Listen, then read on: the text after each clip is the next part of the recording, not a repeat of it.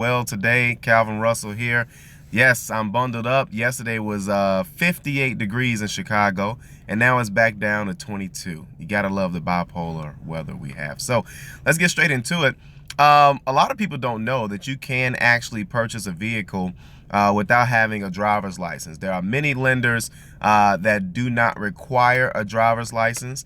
The reason why is because legally, they don't know if they're assuming that you're going to be driving the car, but you can buy that doesn't keep anyone from buying a car. But majority of lenders, I would say about 75% of lenders are going to require a driver's license. But there's about 25% of lenders that don't care. And the reason being is because they specialize in what you call subprime. For those who don't know, prime is, of course, a nice word for good credit. And then you have what they call subprime. Subprime is, of course, a nice word for not the best credit. I hate to say bad credit. So, but let's start off with the list. The number one bank that a lot of people don't know, and I won't, it's kind of tough because I'll say their name at the end because I've seen them ask for it sometimes. But there are some times in which they don't. Okay. And just so you guys know, the higher your score, the less the bank is going to ask for anyway, okay? And I'll give you an example. I would say a good cutoff is probably like 650. Usually, if you're 650 or higher, they're probably not even going to ask you for a driver's license. They'll make a copy, so but most banks, that's one thing. They're probably not even going to ask. But here's the number one thing you got to remember. If you plan on financing a car, okay, without a license, let them know up front that you do not have your license. That way they know which banks to send it to. I'm going to say that one more time. If you do not have a driver's license, okay, but your credit is whatever, it doesn't really matter what the score is per se with some of these banks, let them know in advance. That way they know. A lot of times, here's the thing. You got to understand that the dealerships, they're not necessarily on your side or against you in a sense, but their job is to make money. So if you let them know in advance that you do not have your driver's license, that gives them a better opportunity to send it to certain banks. Okay, that's number one. So the number one bank that does not require a driver's license is Credit Acceptance. Okay, Credit Acceptance. Usually I don't do too many name drops because just because of personal reasons. It's just I don't want to like promote, make it seem like one company's better than the other. But I won't lie, it's a pretty big deal. So they are actually they're the best bank for coming out of a bankruptcy. They're the only bank, well, I won't say the only bank, but they're one of the few banks that will actually let you buy a car while you're in the middle of a bankruptcy, a Chapter 13, and they do not require a driver's license. So that's Credit Acceptance. You guys can Google them, and it lets you know the closest 3 dealerships that are next to you and who they work with and things of that sort. So that's Credit Acceptance. And then another bank is the one I was kind of like leaning towards and not leaning towards. This is Capital One. The reason why I say leaning towards and not leaning towards is because a lot of times if your score is like, I've seen cases where they would ask for a driver's license. So can I get approved for a $60,000 car loan with a 679 FICO score? Depends on income. Just so you guys know, I get a lot of questions. If you guys can get like Camaros or Mustangs or certain types of cars. Listen, just so you guys know, the credit score is half the battle. The other half is the income. Okay, so a good rule of thumb. I forgot the percentage, and I worked there for 6 years. I think it's like maybe 40%. Or no, you know what? Well, let me go ahead. Well, it just put it to you like this.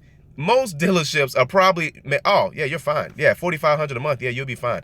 Yeah, so because just so you guys know, once your score is like over 650, they're probably gonna tell the banks that you make a different income anyway.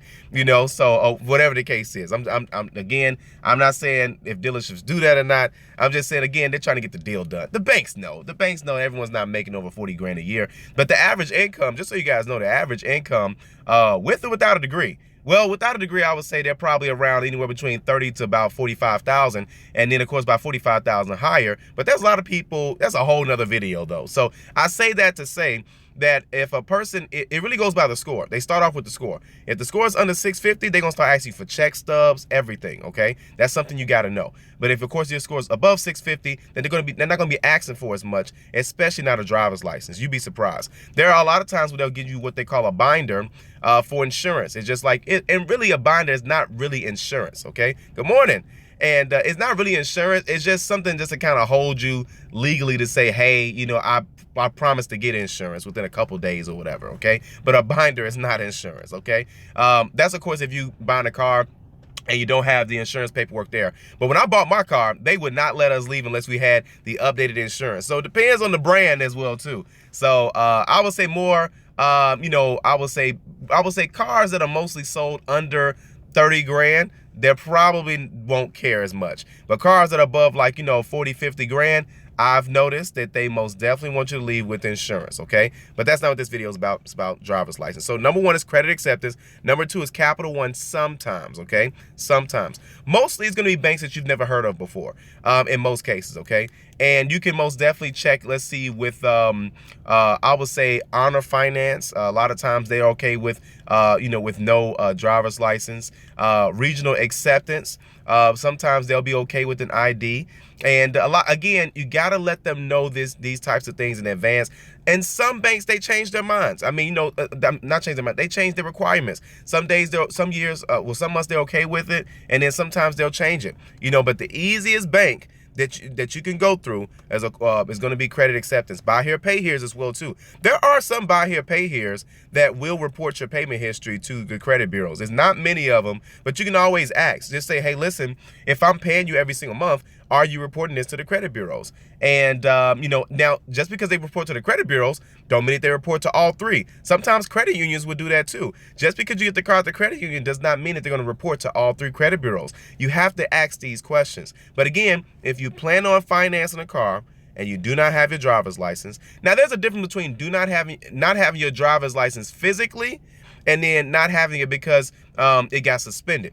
We're talking about, like, if you got yours suspended, okay? So if you don't have it physically, yes, you can buy a car with a ticket. They won't care. Well, most brands won't. Again, I don't know. I can't speak for like Mercedes, BMW, Audi, those types of brands. But I mean, Nissan, Kia, you know, Toyota, I don't think it would be a big deal. We sold a lot of cars with, you know, just riding on a ticket. And, you know, it's not a big deal because, again, the license is valid. And it has the license number, and we just make a copy of the ticket. It's not a big deal. And but there are some brands, I'm sure, that may not be okay with it. But again, let them know in advance, okay? Either way, that's the video for today. And you guys been doing a great job, like sending us a lot of emails. You know, we're probably going to start doing a lot more free consultations just to kind of get an idea, because some people, they think they have good credit and they do not.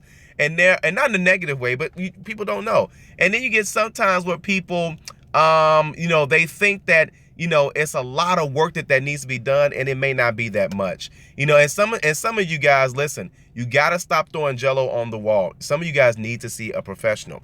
Trying stuff on YouTube and reading stuff online, that's fine. It's not a problem. But again, the problem with credit is that everything takes about 21 to 30 days, okay? So it takes time, you know, so don't just put things off. It's okay to call a professional. It doesn't have to be us. You can call whoever you want to call, you know, but again, we know what we're doing, you know. So, but either way, thank you guys so much for watching this video. If you like it, want to share it. And if you, of course, if you want to see more videos like this, you can always subscribe as well too. But again, if you want to take a look at your credit report just to see if we should be working with you guys or whatever, let us know. Shoot us an email. You guys can give us a call, 877-205-7771. Okay, and we will answer. If not me, my assistant will answer. Thank you guys so much. Talk to you soon. There used to be a finish button. Now they got an X on here. It kills me every time.